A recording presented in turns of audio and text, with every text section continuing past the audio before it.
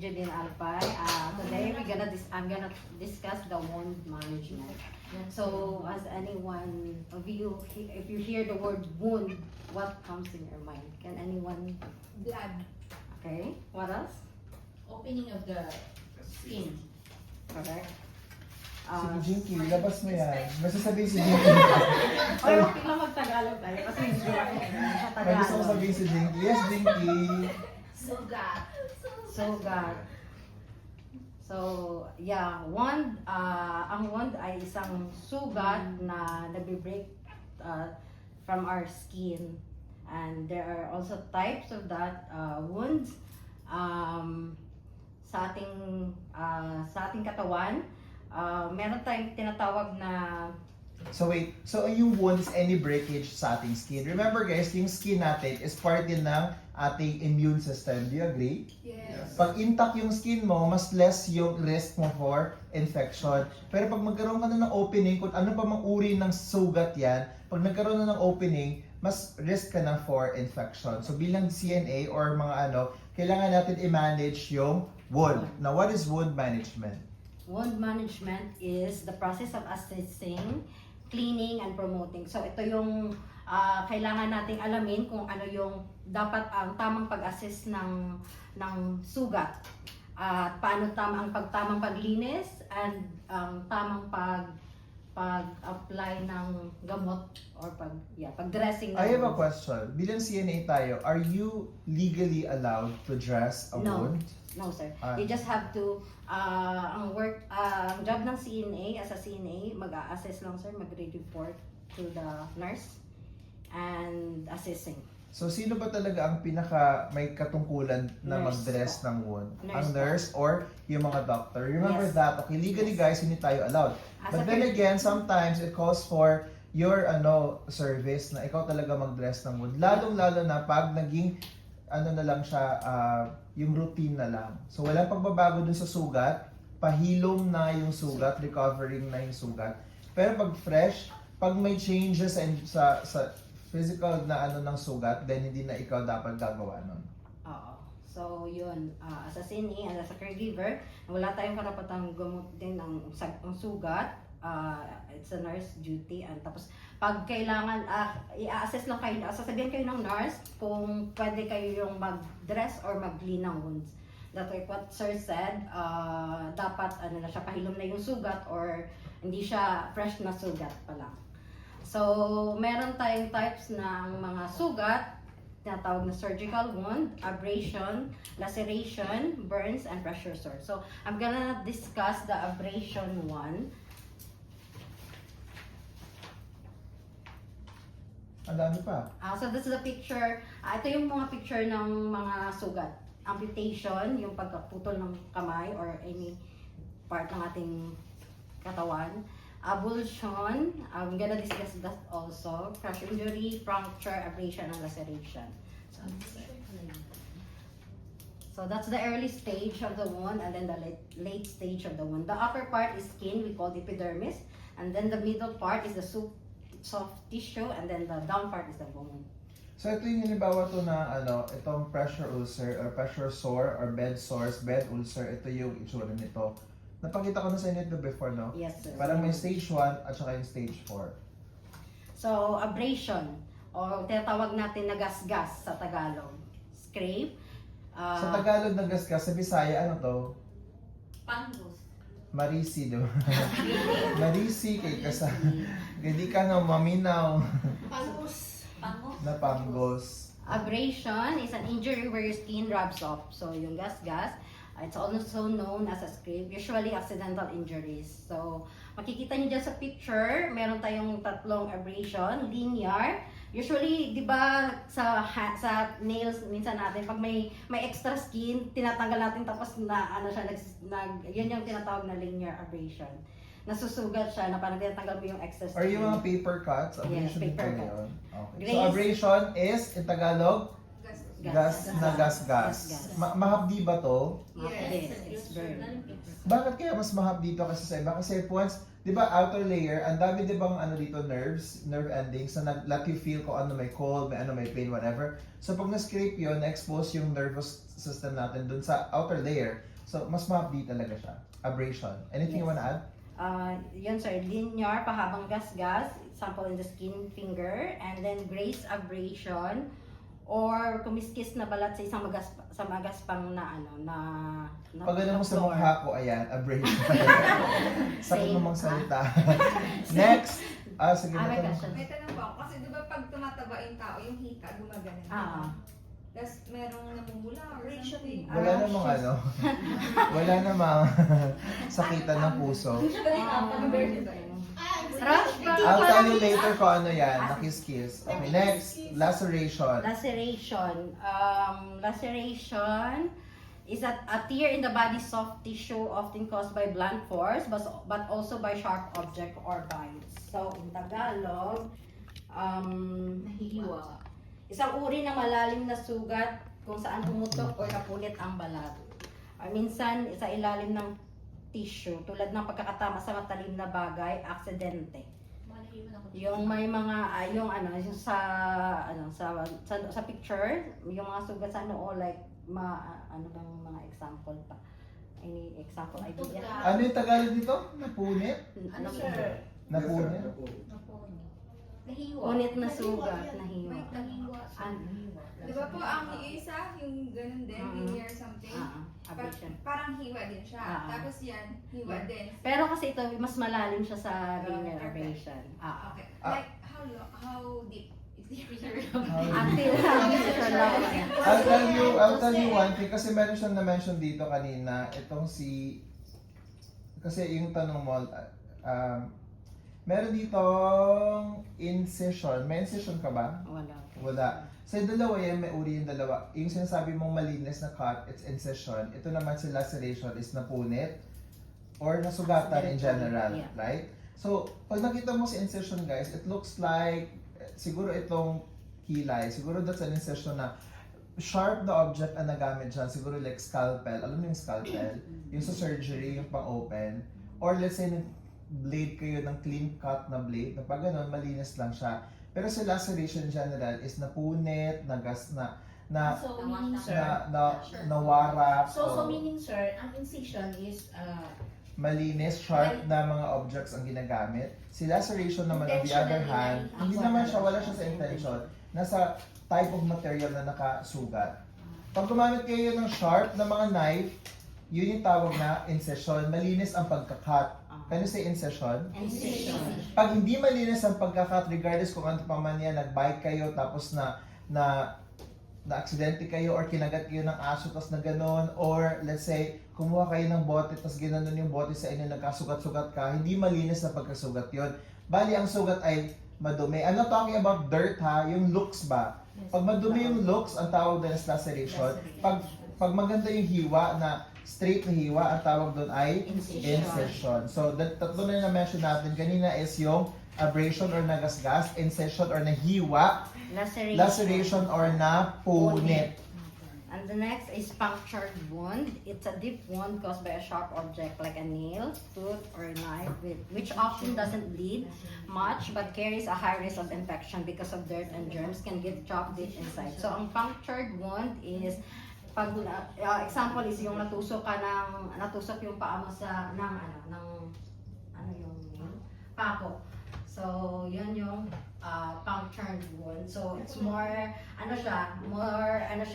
sa infection kasi may sharp object na pumasok. That it will cause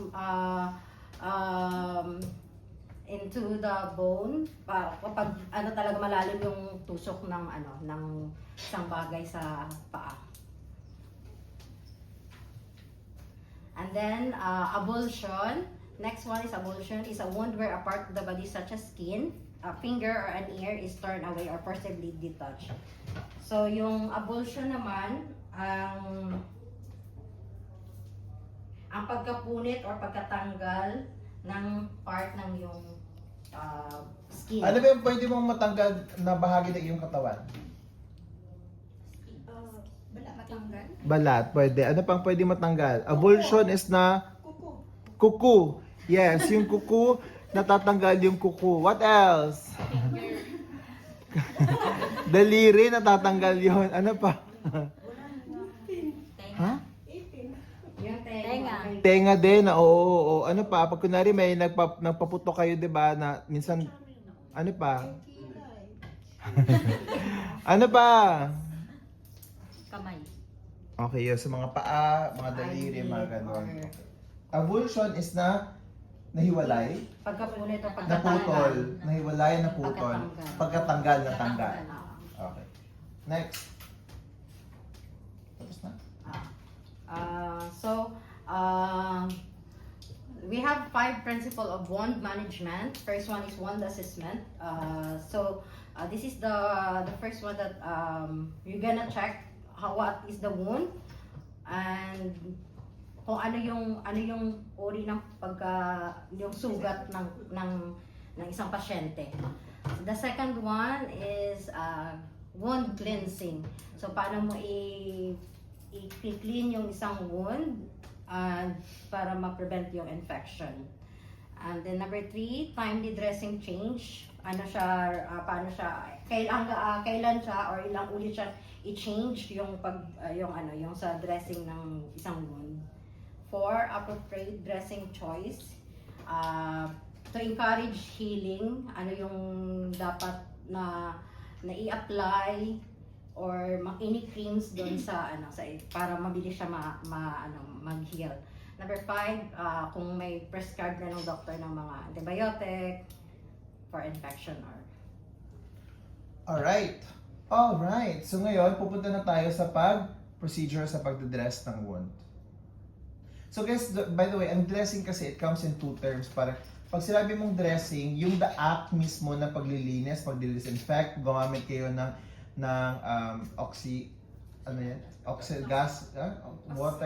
hydrogen peroxide ba? Agua oxygenata or yung betadine or yung paglalagay mo ng dressing. Another term na ginagamit yung salitang dressing is yung gasa mismo. Dressing din ang tawag doon. So don't get confused. Okay? So, eto na ba 'yon? But nandito din kasi sa isa kong discussion sa Ano pa gusto mong sabihin? about na sa sir, sa pag-discuss. So may question po ako. Do you think the wound heal faster covered or uncovered? Ano po yung sa tingin niyo yung Depends sa cover. covered or Ano lang fresh siya? wound covered or uncovered? Kung mga fresh gas, open, Uncovered. Pero Pero ano pag ba dapat operations kina-covered? or Yung mas malalalim na. malalalim na, sir. So, kailangan talaga cover. Tama ba yun? Airing out most wounds isn't beneficial because wounds need moisture to heal. So lahat ng wound na ori ng wound is kailangan siyang i-cover para mas maibisang pag-heal. Even scratches? Scratches no need. Yun nga. Yeah, like mga abrasion, I think wala na siya. Ano lang siya, cleaning and Yeah. cover, band-aid like that. So that's it. I'm gonna discuss now how to clean the wound. So first, when you're gonna clean the wound, you have to wash your hand thoroughly and prepare the material, prepare the equipment. Prepare the equipment, prepare also the patient. And, Ha? yeah. Dapat. I Sir, mean, you have to inform the patient, sir, when you're when you about say to- prepare the patient, guys, yung positioning ng patient, Ah. you ask for permission from the Yeah, patient, yeah. i-prepare mo rin si patient kung ano yung position niya. So, ask for the name, ganun, part din yun. So, part, sir, once na mag-enter ka, sir. Okay, ano pa? Wash hand, prepare clean area, gather the supplies, then explain to the patient or positioning the patient, wear gloves, and then Kailangan ba mag-wear ng gloves? yes sir, Kasi, to avoid contamination. to avoid cross-contamination. Okay, okay. Tapos, And then you have to assess the wound. So you have to check the color of the wound, the drainage, the odor, and the pain. If the patient complain if there's pain or from 0 to 10, the scale of pain, how painful is it. And then you have to start to clean the wound, but since we are a CNA, we don't clean the wound but it depends on the doctor's order or the nurse if they allow you. So it says here, clean the wound. You're gonna use water or saline and dry the area, apply dressing, and then post care. You have then change dressing from time to time or check the wounds from time to time. So I have here the gloves. You want Yeah, I will do that Sure. also. The demo. yeah. Ayan si Lia. Lian. Lian. I will nominate Lian. Ako din. Ayaw namin si Lia. Gulat si Lian. O yun na lang si Dami. Oh. Ako na lang. Lagi na naman tinubulat si Lian. Sekretarian ngayon. So, upo ka muna. Huwag mong talikod sa ano. Oh, dito. Sila Kabila. kasi ako sa kabila ni. Explain ko lang ito yung goose pad, 2x2. And this is the goose pad 4x4 because there's only two. Meron lang dalawang goose pad na sizes ata. I'm not sure. Actually, hindi lang dalawa. Marami yan. Iba't ibang Sorry. size. Dalawa lang yung sa akin. Lahat ng So, size. And then cotton balls, you need this, what do you call this, sir? Forceps. Okay. Forceps. I have this also. I don't know if it's really the first aid. The tape, micro pore tape. And the silicone tape. I have silicone tape also. The lint. This is called lint. It's also a form of bandage. Form of bandage. Iba-iba lang siyang material na ginagamit. And then I have the ga- saline water here. Alcohol wipes. Band-aid. That's it. Tapos yung orange or yung yellow, anong tawag mo dyan? Ano ba tawag dito sa? Basin. Yes, Basin. anong It's a kasing kidney basin? basin. Kidney basin. So guys, by the way, just for information, at the end of the session, yung sa 16th day ninyo, aside sa 100 item na multiple choice exam, meron tayong 30 item na exam regarding all the materials na ginagamit. So isa yung sa kidney basin ng mga lalabas doon. Parang you just have to identify what type of material or equipment is that at kung ano yung gamit niya. Okay? So ang tawag dyan is kidney basin. Pwede din siyang tawagin emesis basin. E-M-E-S-I-S. Emesis basin, kidney basin. So, Does it come in a kit also? Yung di ba ikaw kasi individually mo yun siya prepare, pero does it come in a kit? Yes. May mabibili ka bang kit na wound dressing kit na? yes, sir. Okay. Pwede mo ba kami pakitaan nung picture nun later sa WhatsApp? Anong itsura noon? Okay. So, sa wound dressing kit, parang most likely ganito na yung makikita ninyo. Or yung mga ganyan. Yung mga sinasabi niya. Andun na lahat yun. Gloves, pati mga forceps. Tapos walang kidney basin doon kasi yung pinaka nilalagyan nun, yun yung magiging parang kidney basin mo. Doon mo na rin itatapon yung mga madudumi mong mga gamit. Mga uses ng cotton balls, dito mo siya itatapon after mo mag-clean ng wound. So, example, we have abrasion. First, you have to wash your hand and then prepare the equipment, and then check the wound. What wound is it? Kung ano yung klaseng sugat siya, kung kailangan. Sorry, wala pala akong ointment. Usually meron silang ointment, so wala akong ointment.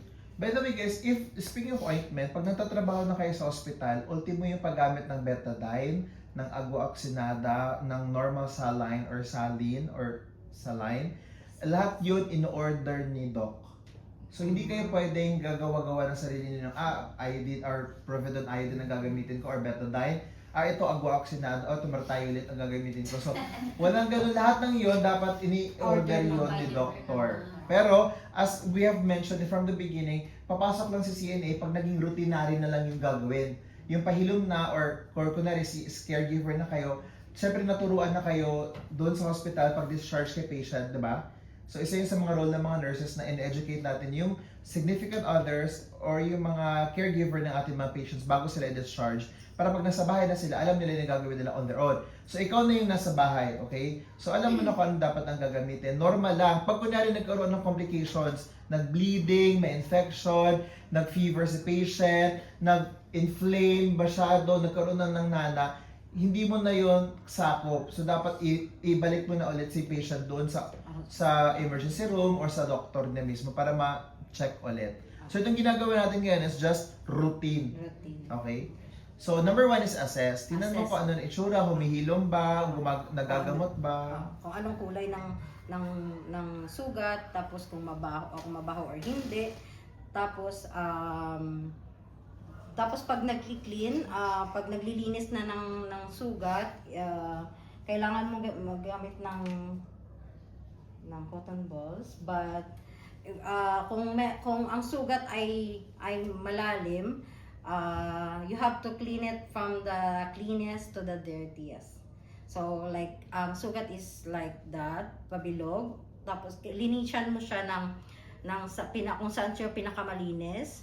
At one stroke lang siya gamitin yung cotton balls. Hindi mo siya pwedeng gamitin sa other side or ulitin ng paglinis.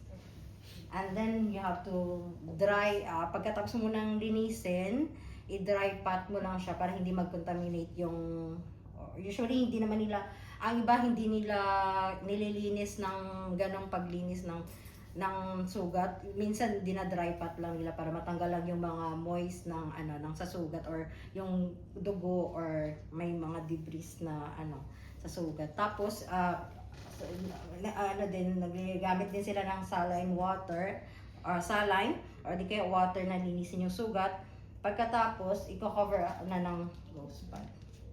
Tapos if kailangan pa ng bandage ay i-cover din ng bandage. Depende sa sugat. Tapos ano nga pala yung possible na mga posibleng pag nagka-infection yung sugat sa tingin nyo. Ano yung mga complication ng sugat? Ang pinaka-most common na complication is pag nilalagnat, ano ibig sabihin na may infection. Ano ba yung mga simptomas ng may infection si patient? May lagnat. Ano pa? Swelling. May swelling. May bleeding kaya? Yes, sir. Possible. And Tapos then since the may color. infection yun, ano yung color nun? Dark blue or violet. Oo, magaganon or namumula, hindi siya humihilom, may nana, at mabaho ba? Yes. At mainit kaya siya hawakan? Yes. Ang pinaka-worst na complication, yung nangitim na, ano ibig sabihin pag nangitim na yung sugat? Dead yung cells niya. Necrosis ng tawag doon. Okay pa ba yun? Kaya pa ba isalba yun? What if diabetic ang patient mo? Pinuputol. Pinuputol na yun. So, sino may kasalanan nun? Yung patient. Ay, yung patient. So, it reflects kung anong klaseng caregiver ka. Siguro, I'm not saying na you're a bad caregiver, but it only shows na hindi siya naalagaan na mabuti yung patient ba. Kung multiple kayo, marami kayong mga caregiver, hindi naman ikaw, ibig sabihin na kasalanan mo talaga kung bakit naputol yung kamay niya. Tapos sa sugat pala, pag may sugat, kailangan din minsan yung ibang sugat, kailangan ng pressure to stop the bleeding. So hindi lang minsan na linisan siya, dapat may Ano nga pala yung term na pressure. bleeding? Nasabi na. So, one complication is infection. Another complication is bleeding. Ano yung scientific name ng bleeding? Hematoma. Yes. Hematoma. Hemorrhage. Hemorrhage. Hemorrhage. So, kung may hemorrhage,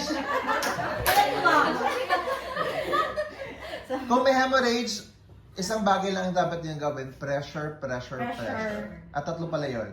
Pakisabi nga. Pressure. Dagdagan ng pressure. So maglagay ka ng bandage by bandage na may bandage siya hanggang sa maghilom na normally. Pero isa yun sa mga complications. Another complication. Another complication, sir, is dehiscence. Ano yung dehiscence? In English lang, sir, hindi ko alam talaga. Wow. O sige, from now on, you speak in English na. Anak mo yan. Hindi ko makita yung, parang dehiscence lang talaga siya yung so yung complication of wounds, number 1 is yung infection, number 2 is hemorrhage, Number 3, dehiscence. The wounds age reopen after they were closed.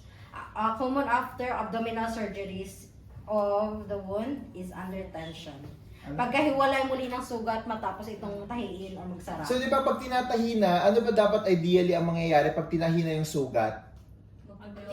Didikit na at hihilom na, di ba, magsasarado na siya. Complications nga, we're talking about complications. Ang nangyayari dito is, hindi nagsasara. Para silang pinagtagpo, pero hindi tinadhana. So, dehiscence, hindi tinadhana. Komplikasyon siya kasi hindi mo alam kung bakit allergic ba yung patient dun sa ginagawang, yung ano ba yung thread sa Tagalog?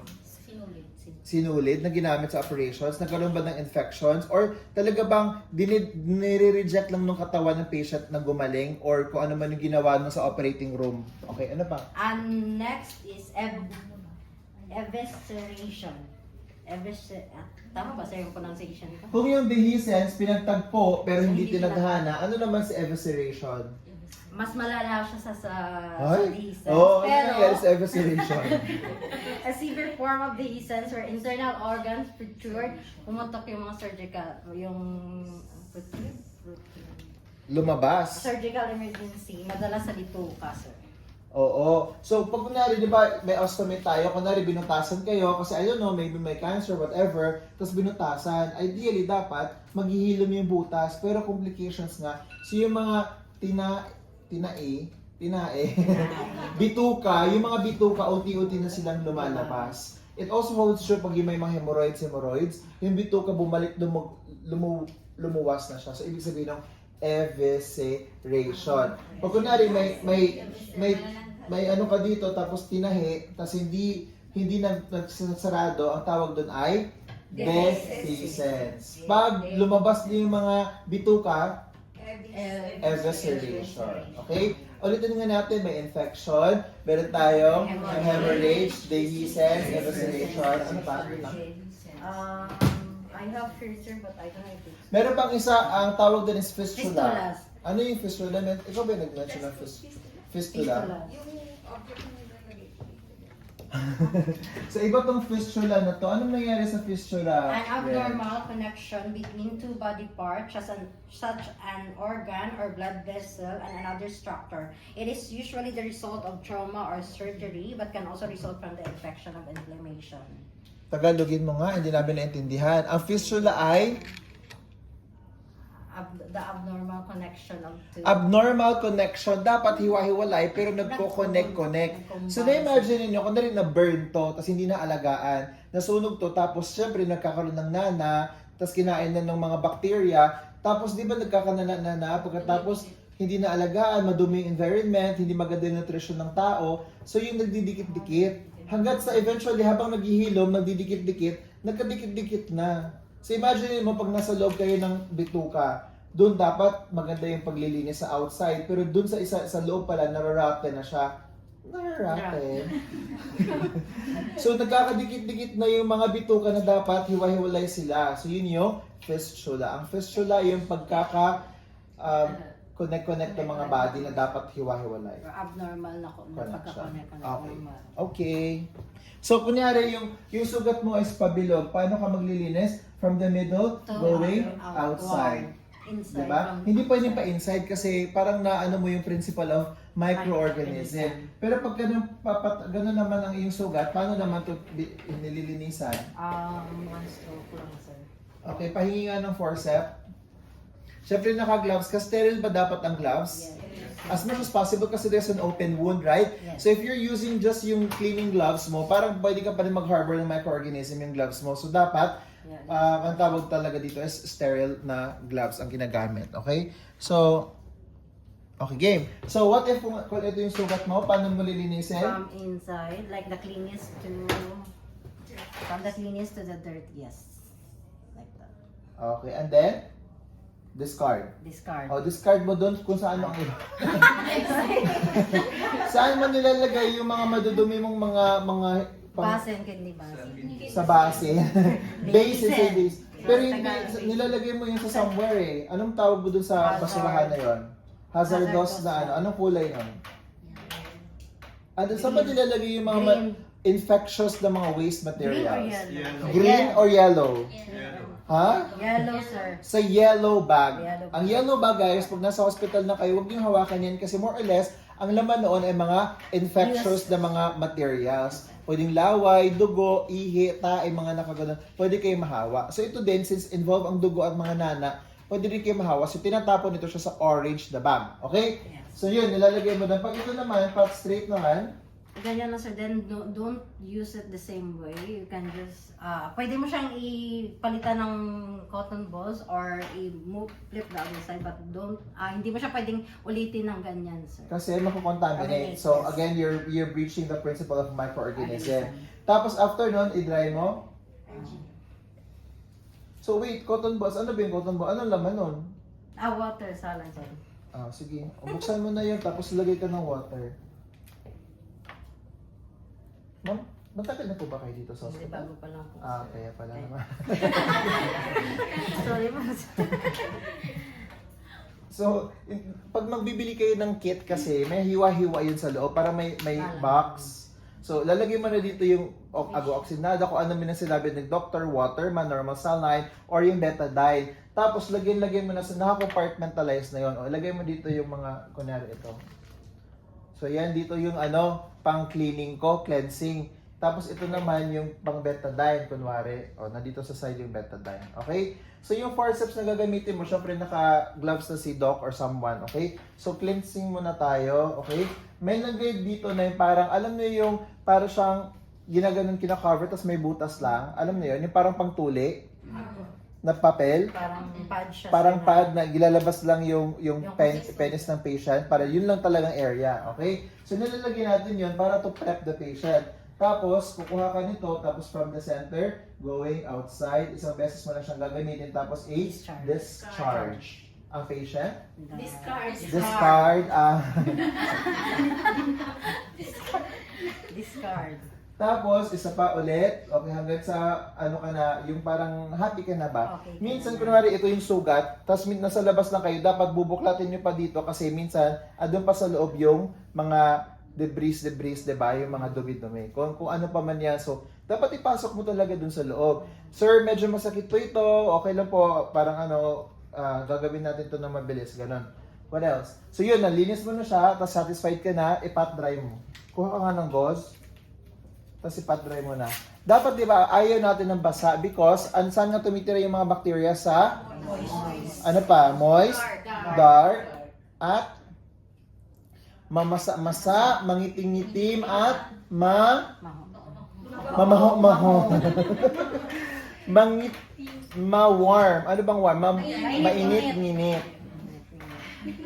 So, pat dry daw mo. Away ko. Mabaho. Okay, dry. Tapos, lagyan natin ng ointment. Kung ano man yung sinabi ni doctor, antibiotic, ointment, pwede ding spray, I don't know, whatever. Okay? Ointment, ma'am. Wala ko ang pinsa. Okay, kunwari lang, ma'am. Lagyan mo dito. Kunwari naka-gloves ako. Okay. Tapos, okay na yan. Tapos kuha ko dito. Tapos lagay. Okay? Okay na. Tapos gauze. Yung gauze. Yung gauze. Paano ba magbibigay ng gauze kay Doc? Naka-ready na daw. Okay na. O diba? Chippy yan. Okay? Pag ginanito mo, ang tawag doon, chippy. Hindi to binubuksan ng ganito, okay? So meron yang ditong dapat nakabukas na ganyan. Okay. Tingnan mo, pang nurse ba to? Ano to, inuman ba tong pinuntahan natin eh?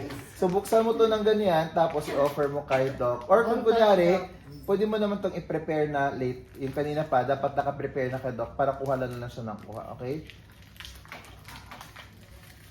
Kuha ka na doc. Okay. So yun, tapos ilagay mo na dito, kunwari, yan. Tapos tape.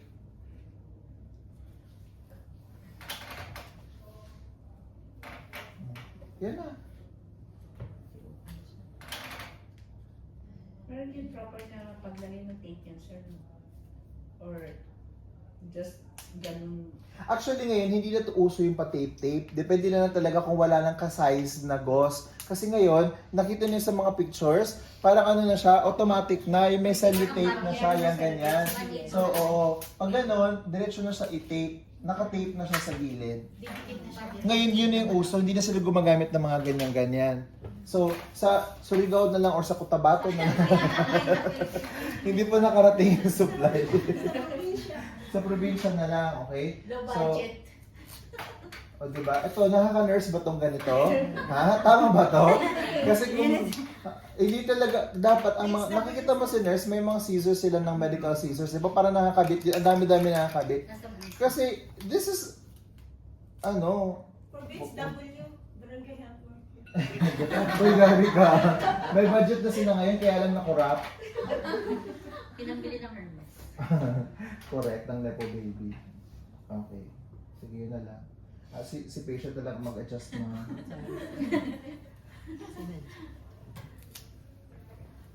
Oh, sapat. Diba? Paano gagaling yung patient? Baka ang nurse ganito. Nagtipid, sir. So, alam niyo, dapat may sensor. May ganting dapat. Nagbubutik na sila, tapos nilalagay na lang sa Oo, sa hand nyo. So yun yung pinaka-role ng CNA.